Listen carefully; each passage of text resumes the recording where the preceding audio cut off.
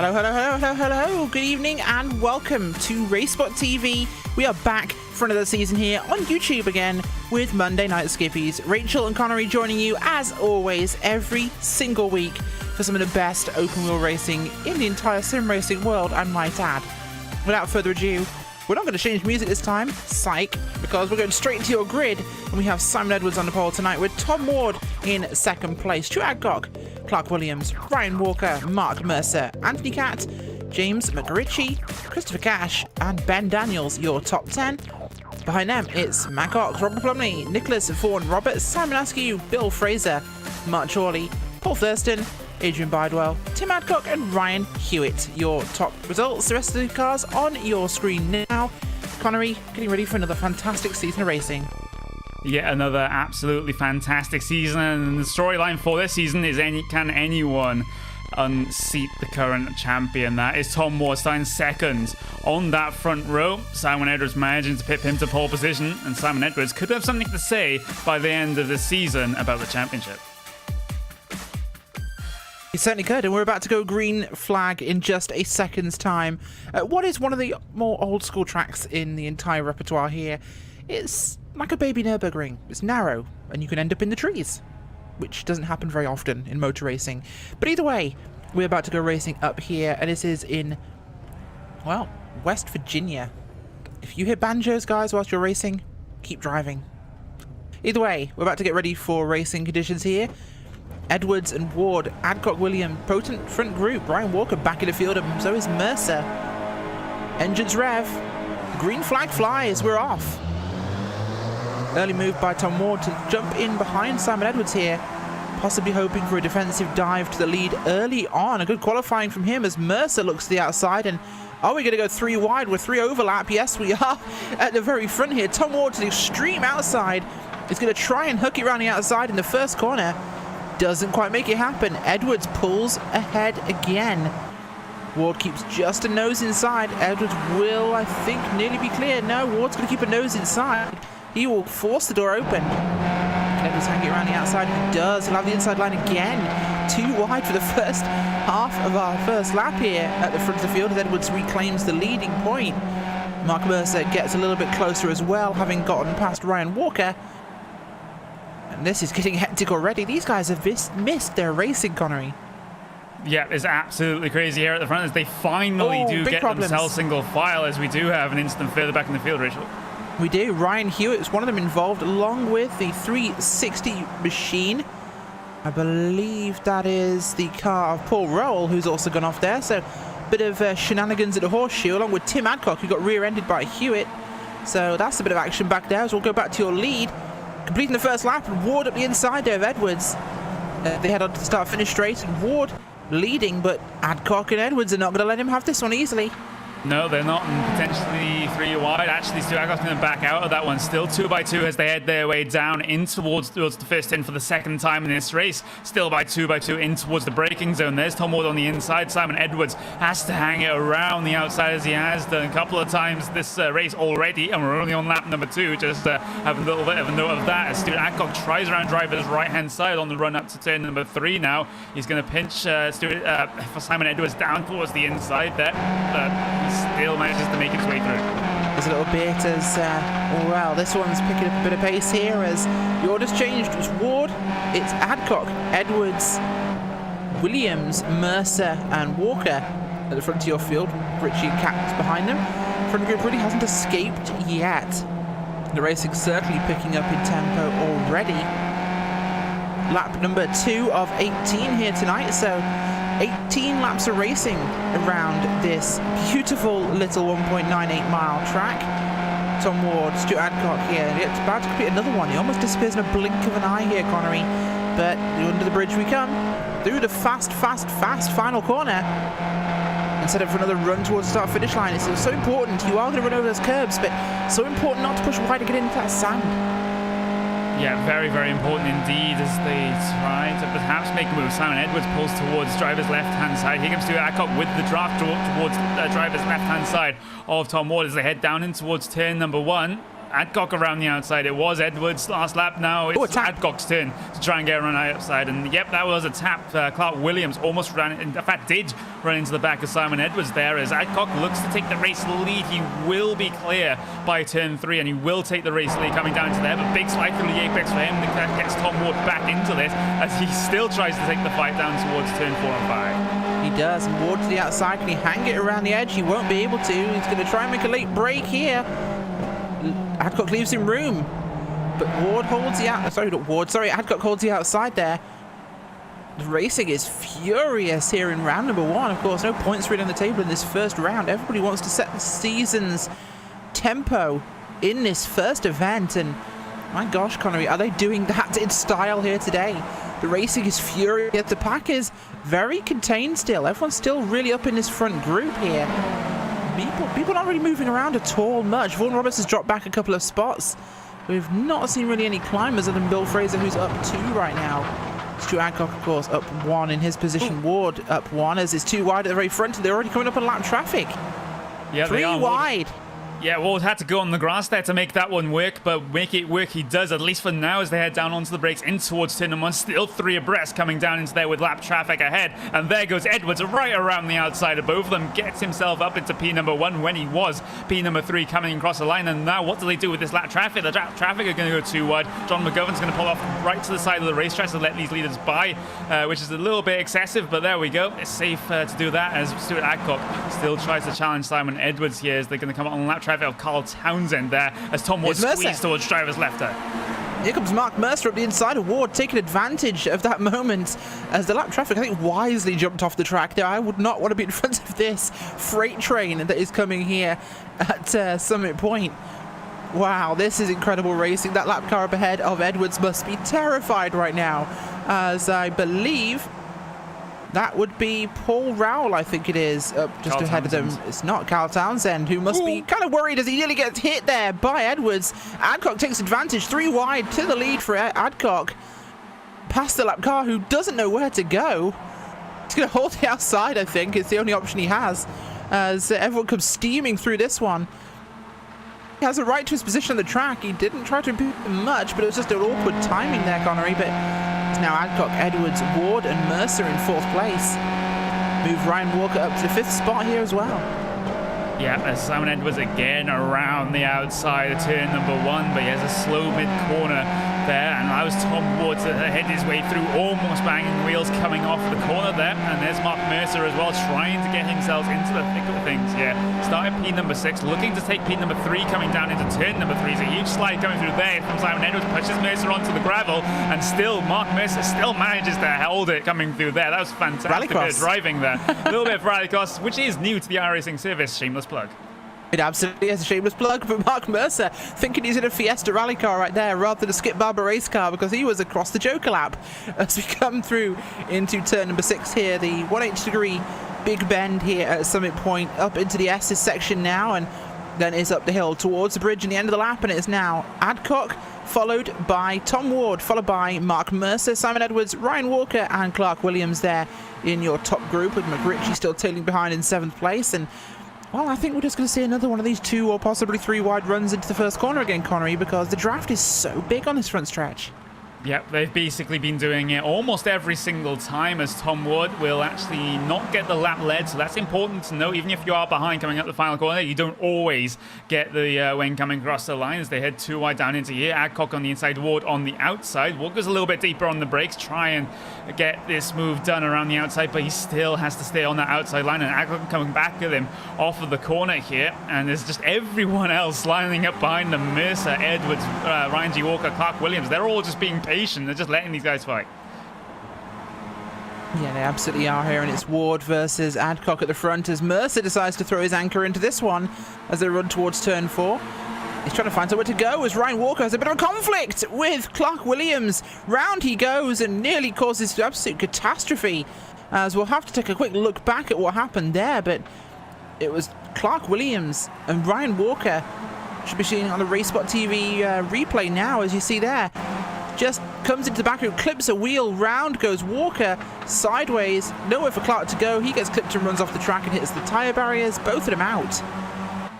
Yeah, Walker is actually still out there running, but with a very, very damaged car. He's down in towards P number 14. He will lose that position to going down to P number 15 look at there this. to Bill Fraser. As here comes Stuart Adcock. It's going to be 3. Yeah, again for the lead. Potentially, as we see Mark Mercer, he just decides to actually give, well, not exactly give Stuart Adcock a push here. He will still go towards driver's left-hand side here to try and make it 3 wide down into turn number 1. But I think Wood again has to go the long way around Edwards here. in deep. Very, very deep indeed. Incredible racing from these guys here as 2 by 2 still for your lead group as Murricricci moves up to 5th place now. Ben Daniels, Anthony Catt, Christopher Cash, Robert Plumley and Matt Cox, your top 10 there. Thurston, 17th down to 11th already. He's climbing the numbers as we go through this one. As we look back at our quadruplets at the front of race cars, these guys have been at it hammer and tongs from the very start of this thing, and part of me wonders if all of them will finish, Connery, the way they're racing here, as the Conga behind them actually stretches all the way back to about 9th place there. In fact, that's just behind Plumley. That is Matt Cox. That's 10th place. That's all your top 10 in a line, nose to stern, running at the front of your field here. So these guys are not backing off.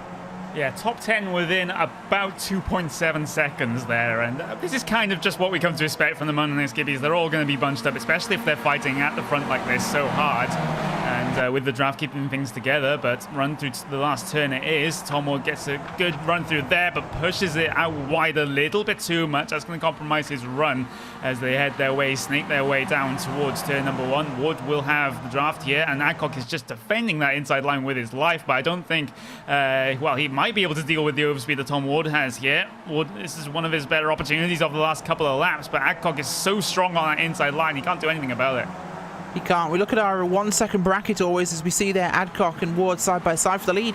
We look at our 1 second bracket in qualifying, Connery, as a measuring stick of how competitive a race will be. And, well, the top 25 inside that 1 second bracket for today's race. So just seeing that here, everyone's super competitive in today's event as Adcock and Ward fight it out yet again. Mark Mercer looking for a way past these 2 dueling banjos up at the front, as I'm going to try and use another West Virginia one on us again. I couldn't think of anything else to go with dueling, so banjos it was. But either way, so here we go. Probably dueling hillbillies would have been more appropriate. But either way, we have now got a race I'll start talking about rather than waffling on about banjos. Stuart Adcock drops back in behind Tom Ward here as they come up towards the end of the lap here on lap number 8. There'll be 10 remaining this time across the line, and well, the racing is just getting more and more intense. It's not really calming down. We'll take a quick look back, though, in your field. Things have spread out dramatically behind your top 10, with the field broken into like 2s and 3s, Connery, for the most part throughout this one. We'll have a quick look around, see what we can see in this one. A lot of new faces, though, in the race today. We have 49 cars in this session. That is massive. UK&I Monday Night Skippys growing all the time. Super popular racing here. These guys have an amazing time of this. And the field is absolutely ram-packed. Simon Maltby there, running in the 38 car, side by side with Adrian Bidewell, a name we haven't seen around in quite a bit. There'll be Maltby up the inside, but Bidewell holds it good on the outside. He runs wide, though. Maltby has the position. Move him up 1 into the 18th spot. We'll take a look at Thurston Cam. He's in 12th place right now. He's been hassled by Bill Fraser, who's behind him now, so Fraser must have had a problem. He was a little bit further up the field, I seem to recall, but Bill there hassling the back of El Capitan as the pair of them go after Nicholas Vaughan Roberts in the red machine just ahead of them. These two just outside your top 10 group, which is just up ahead of them there, not too far away. So if anything goes wrong, of course, in that top 10, Connery, they've got a free couple of spots here breaking into that top 10. Yeah, and it almost did go wrong as James McRitchie had a slow run coming through the S's. That's going to back up the cars behind him just a little bit. And if it does that a bit too much, Nicholas Vaughan Roberts might be right on the back of this current 10-car train at the front here, as it does split in the middle a little bit, but not enough so that the draft is not a factor, heading themselves down this very, very long pit, straight down the hill now, down towards turn number 1. Defensive inside line at the front, though, taken by Tom Wood. He did manage to get his way by Stuart Adcock, but can Adcock do what Tom Wood wasn't able to do around the outside of turn number 1? He locks up the race just a little bit there, but still not able to manage the run coming through there. And actually Ben Daniels now side by side with Christopher Cash just behind him. Yeah, they certainly are. It's too wide yet again at the lead. Oh, contact! We thought it had happened, and it's oh my gosh! That nearly took out all 3 of your leaders there as Tom Ward goes all the way back. We'll get a replay of this one for sure. Tom Ward and Adcock through turn number 4 here at Summit Point, and well, it looks almost as though Ward takes too tight a line. He tries to straighten the outside a little too much, clips Adcock, goes sideways, actually clips Mercer, which straightens him up again. Mercer holds on here and will stay in the second place, but Tom Ward's dropped right back in your running order. My gosh, he's got all the way back. He's parked it. Oh, Ward either has damage or he's just given up there after dropping out of the top group, but he has parked it. Tom Ward will take no further part in today's activities, and just looking at his car, it looks fine. But he got some major suspension damage. Just looking at it, that clip with Mercer pretty much sealed the deal there. But in terms of that instant, though, I don't quite think Tom Ward took a shallower line than he needed to. It's just Adcock pushed wide a little bit because he got a huge slide coming through turn number 3, and that the rear wheels of his car actually managed to You can't crowd someone like that in a corner. When they have the inside, it wasn't the car's width. It was about a fender's width. But we'll debate that one after the race. And personally, the opinion that you have to give the inside car room. But as we talk about that, Adcock and Mercer now second place, with Edwards in third and Ritchie in fourth place, now running with a bit of a gap back to the 5th spot of Ben Daniels. As pressure's off a little bit now. They just seem to be running at a bit more low tempo.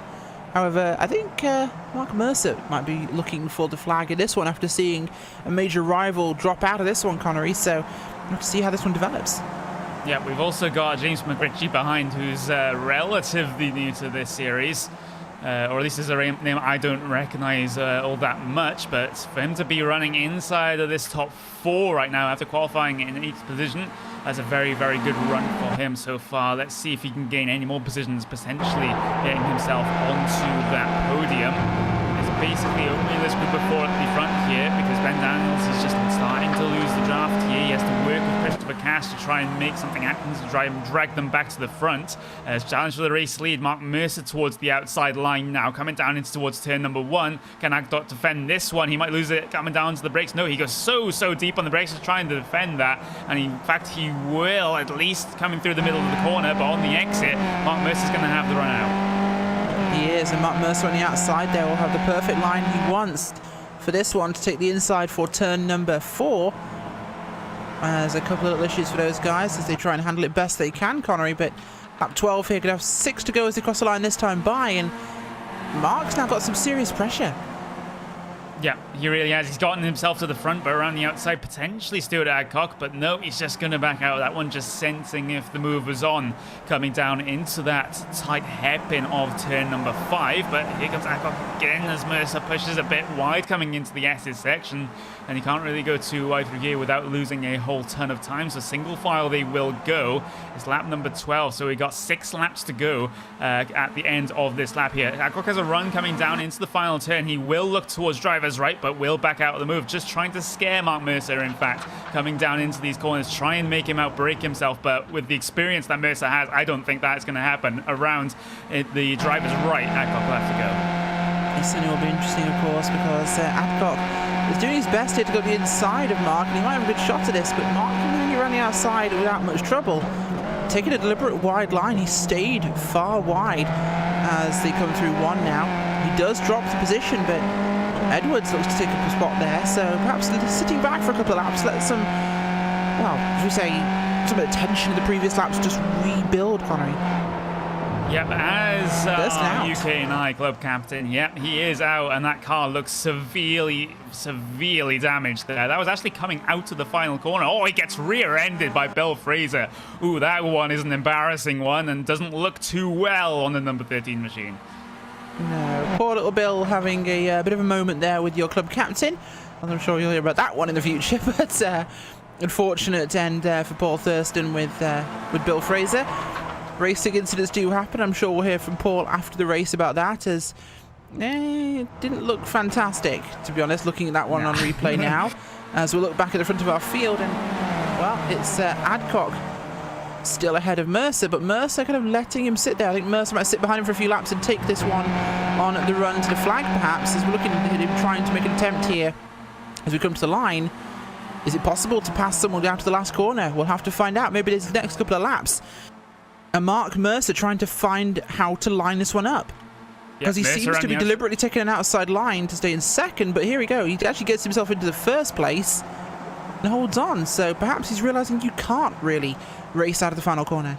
Yeah, that move was done just, well, it was done before they even got themselves onto the brakes. I was wondering why these cars are sliding around so much. Look at that, 42 degrees track temperature, 42 degrees Celsius that is, and wow, that is pretty hot by iRacing standards.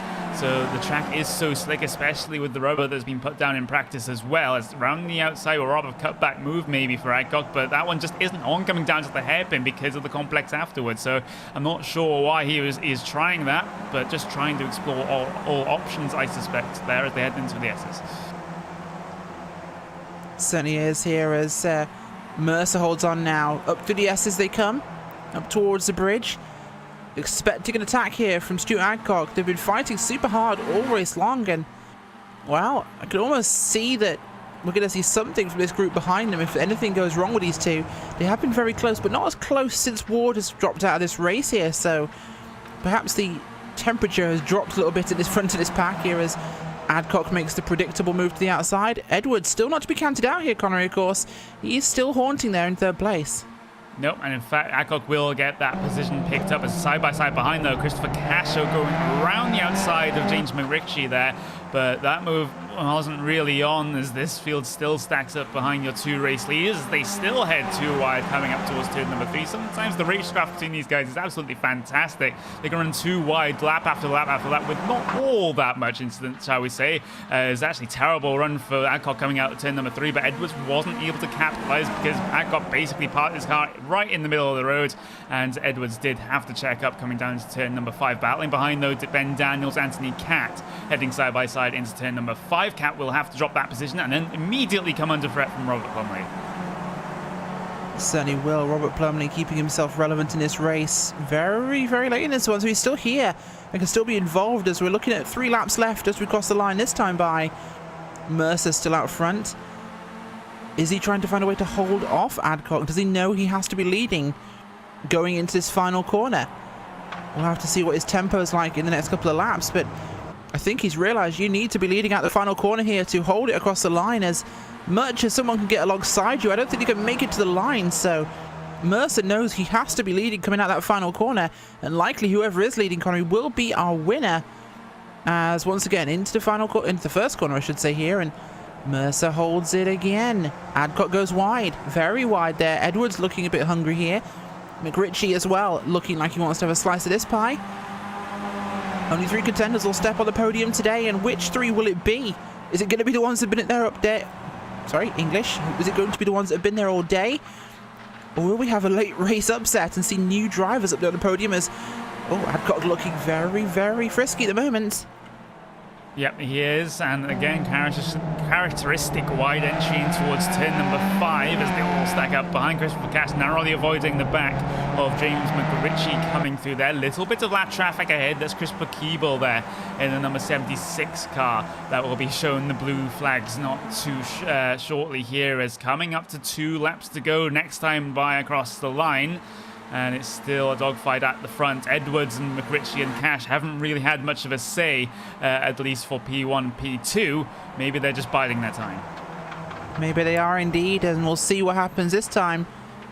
On to lap 17 as lap traffic pulls out of the pit road. Could be an unfortunate location for them. Gonna stay to the inside as it goes 3 wide here.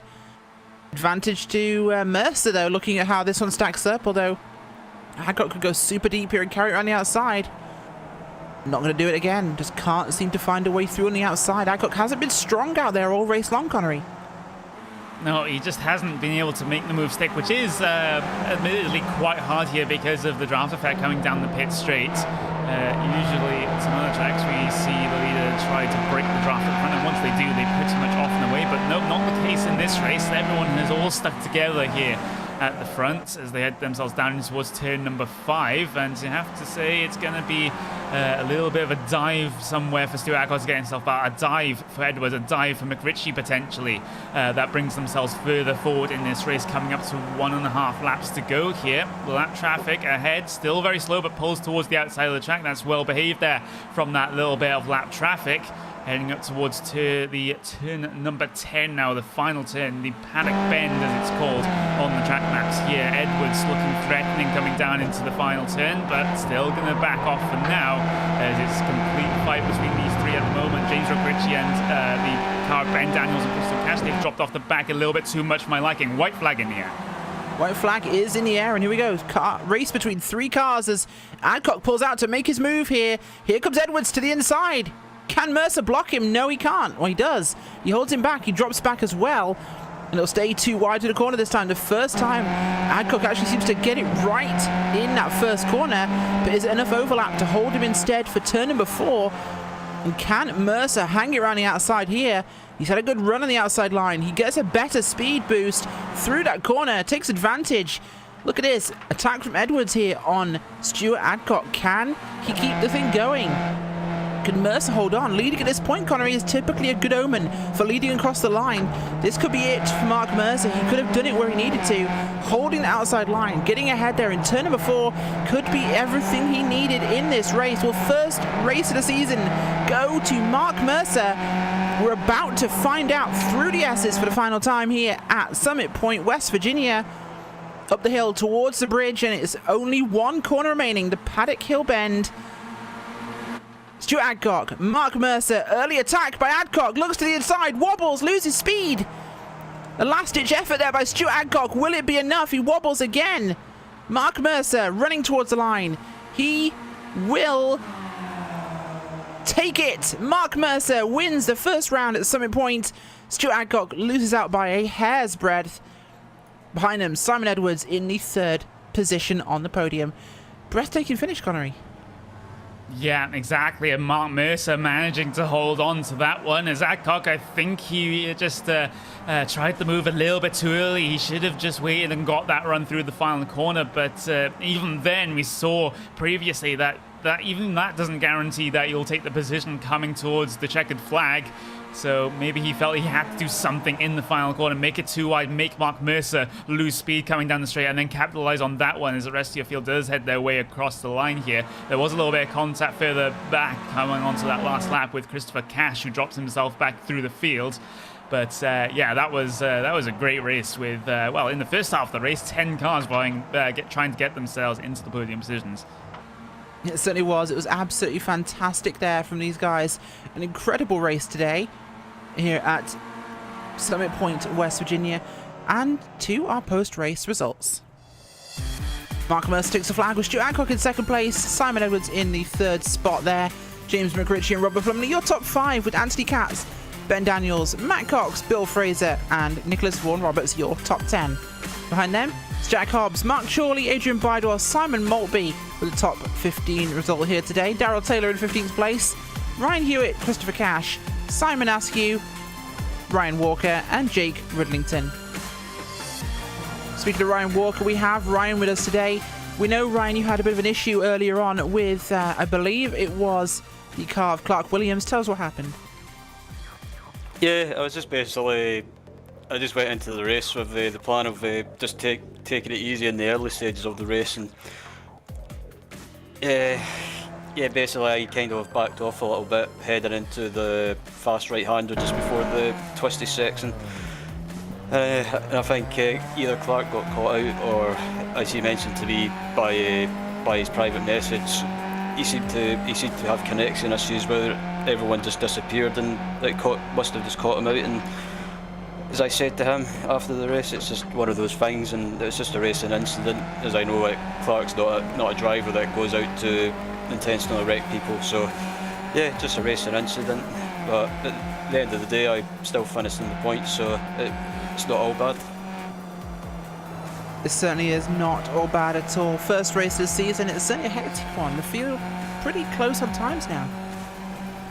Yeah, it's pretty amazing that everyone's so close now. I mean, it's just so hard to predict a winner or who's going to do well, that the field is so close together. But that's why I like racing in this league. It's just the close nature of the racing and the unpredictability.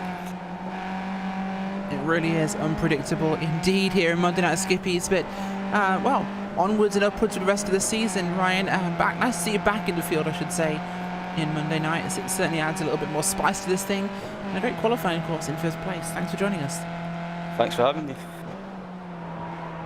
Well, we're going to hang around for just a moment, Connery, after while we wait to see if anybody else comes for an interview. But in the meanwhile, first race this season really shows good omens for close competition. Yeah, it really does, and it means, well, even though we do have a drop week that comes into effect in these things, Tom Ward having a non-finish in the first race really does spice things up. It certainly does spice things up. And speaking of spicing things up, we're here to hear the salty reaction from the one, the only Paul Thurston after he got a bit of a Glasgow kiss. Yeah, well, rookie error, basically. I tried to overtake Bill. That's a very political answer there from you. Seeing as you weren't not allowed, overtaking is him it? at the time, I believe you were in front of him at the time. So. I was on the straight and accelerating out of the corner, yes, but he didn't take into account the fact that because I was off the line, I'm not going to be as fast out the corner as him. But apparently there was no contact on his end, so that's fine. That's the always the excuse, isn't it? It was lag. So lag is not an excuse. It's a mitigating reason. But you take a counter lag. If you've been racing as long as he has and I have, you know lag exists. So therefore you leave a little bit more space. So whatever. I mean, I don't know if anybody fell off in front. What would have been in front of me after that? But that could have been a top 10. I'd have been pleased with that. It was looking like a top 10. In fact, you were in the top 10 at the time. So unfortunate luck for you there, Paul. Hopefully better luck next time. Yeah, I mean, it was racing, isn't it? But other than that, I was pleased with that. I got the pace, but then the day I'm not in the pace in the top 20 at Summit Point, I will give up because I'm always quite quick here. Well, I'm quick here. I like it here. You do indeed. Either way, we'll talk to your teammate right now, the second of the dueling banjos. It's Barry West. Hi, Rachel. Yeah. 27th place today, Barry. You finished though. 24th, I think. I started 24th, yes. You were up 3 yeah. spots. I apologise. Yeah, but it should have been top 15 really, because I turned around and spun at the left-hander before the S's, and then got back up, and then I spun again. I think two people too eager to get past. I thought they were British touring cars. But yeah, it was. I was up with Darryl. I was in front of Darryl. So what was he finished 15th? So. Yeah, we could have been stuck together. In fact, we were going into turn 1, and he was quite close to me. And he said, "Shall I go by?" I said, "Go on." And as he went by, 2 cars snuck by behind him. I didn't see how close they were. But yeah, it was a good race. Good race. If we wanted to contact, it'd been better. But yeah, enjoyable places. On the point, it's good. It certainly was. Well, thanks for joining us, Barry. And well, Connery, we'll be joining everyone at the same time again, as always, next week here on RaceSpotTV. Monday Night Skippys back on YouTube. Actually, no, we're not joining you next week because it's Christmas Day. So Might be moved to Boxing Day, considering the it might be, posts yes. that have been made. Well, either way, I won't be here because I'll be off in Scotland. But either way, I will join you on New Year's Day when I think they'll all be back racing. But either way, have a happy holidays, everybody, from everyone here at the RaceSpotTV crew. We will catch you next time, TM, hashtag whenever that is. Good night.